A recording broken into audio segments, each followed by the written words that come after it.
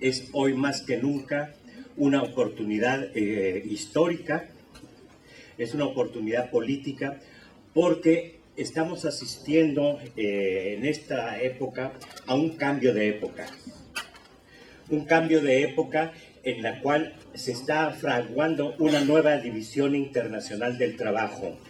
Una división internacional del trabajo en donde, a partir de una nueva geopolítica basada en los tratados de libre comercio, están buscando concentrar aún más el poder de las grandes corporaciones internacionales, en detrimento de la justicia social, en detrimento de los derechos laborales y sociales. Entonces, lo que está en juego es un nuevo modelo de desarrollo. Ese es el gran debate, y este nuevo modelo de desarrollo nos plantea cuál va a ser el papel del trabajo en el futuro, cuál va a ser el papel del trabajo como el gran articulador social que había venido siendo en los años anteriores. Nosotros, desde el mundo sindical, tenemos que impulsar unas políticas diferentes. Una política que supere las resistencias. El mundo sindical, las organizaciones de la sociedad civil han estado resistiendo los embates del neoliberalismo. Nosotros tenemos que ver la mejor fórmula de articular con el movimiento sindical, con los movimientos sociales emergentes, con una gran diversidad de movimientos, de pasar de la resistencia a pasar a una contraofensiva política. Una contraofensiva en varios terrenos, en una contraofensiva en el terreno ideológico, en el terreno político, pero también en nuestras formas de reorganización. Tenemos que buscar nuevas fórmulas de reorganizar el movimiento sindical. Costa Rica, digamos, es una economía muy pequeña, y entonces, digamos, por ejemplo, con el tratado que se firmó de libre comercio con Estados Unidos, las empresas nuestras no pueden competir. Entonces tenemos un par de años de tener una migración de empresas hacia países vecinos, dando desempleo y condiciones laborales casi que precarizantes en nuestro país. Y ahora, tras de eso, nos vienen a meter un tratado más grande que el tratado bilateral que firmamos con Estados Unidos, y persiguiendo nada más intereses económicos de parte de los grupos de poder en el gobierno en este momento. Entonces, con base en eso, por medio de este colectivo, estamos trabajando para que el próximo año hacer una campaña de forma que el pueblo se informe en qué nos están metiendo, y que logremos, como se hizo en algún momento, defender los servicios públicos. En la época de los 90 nosotros tenemos una empresa de telecomunicación nacional,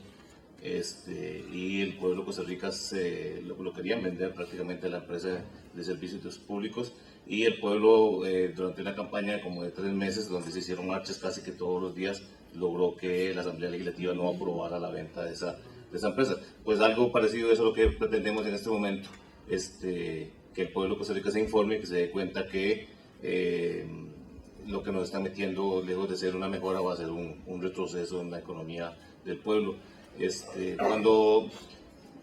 Cuando firmamos el Tratado de Libre Comercio con Estados Unidos, nos dijeron que las empresas iban a estar unas encima de otras, porque no iban a caber de tanta empresa que iba a haber y tanto trabajo que iba a haber en Costa Rica, y ahorita se está dando un proceso totalmente al contrario. Eso básicamente es la información con la que estamos trabajando, en relación a que si era un tratado bilateral y nos está pasando eso ahora con un tratado multilateral, va a ser peor todavía el retroceso. Y por eso es que estamos trabajando básicamente todo el movimiento sindical en Costa Rica, con sus diferencias ahí, pero ahí vamos poco a poco trabajando de forma que podamos traernos abajo las negociaciones del TISA. Estamos sitiados precisamente por estas grandes corporaciones que están manipulando a todos nuestros gobiernos. Ya sabíamos que nuestros gobiernos son títeres. Ahora, obviamente, saber quiénes son los titiriteros y de qué manera pudiéramos enfrentarlos de manera más efectiva. Nosotros, como Federación General de Trabajadores del Estado de Jalisco y sus municipios, hemos planteado algunos ejes centrales para esta lucha. Primero, evidentemente entender que el servicio público es lo que mejora la condición de vida de las sociedades, que es la manera de que se distribuya la riqueza de las naciones, es precisamente a través de los servicios públicos. Tenemos esta conciencia plena. También entendemos pues que nuestros compañeros también deben dar el siguiente paso, es decir, la corrupción en las dependencias públicas es la antesala de la privatización y muchas veces son nuestros compañeros o los sindicatos evidentemente corporativos o controlados por el Estado los que permiten o los que van debilitando las estructuras y justifican precisamente las privatizaciones.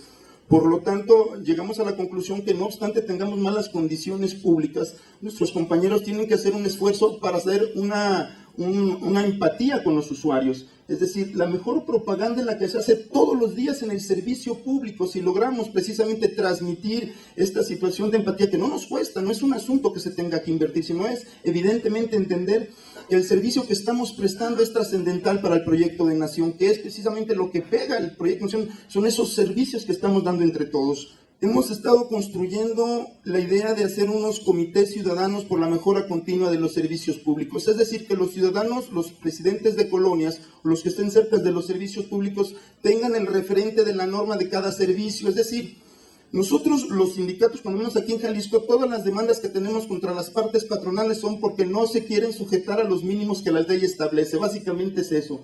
Los funcionarios que la hacen de parte patronal no se sujetan al Estado de Derecho, es decir, no hay tampoco para ellos una sanción si desmantelan un servicio, si corren a los trabajadores, si entregan salarios a su gente. No hay sanción para ellos, es decir, no pasa nada si corren a 100 trabajadores y después quebran el servicio público. Nuestra legislación de alguna manera permite esto. Entonces, tenemos que hacer que el trabajador tenga conciencia de esta situación, genere la empatía con el ciudadano, movilice a la sociedad en defensa de los servicios públicos, dándole la norma. Es decir, que cada presidente de colonias conozca qué debe de tener cada servicio público y si no lo tiene, se mueva junto con el sindicato a exigirle a la parte patronal que cumpla con la norma. Porque, por ejemplo, tenemos servicios médicos que no tienen ni siquiera a veces la medicina necesaria para una urgencia. Llega el ciudadano, evidentemente, y se desquita ¿con quién? Con el trabajador que tiene directamente enfrente. Entonces, este proceso hace precisamente que los usuarios nos vean a nosotros, los trabajadores que estamos dando la cara, como los que damos el mal servicio.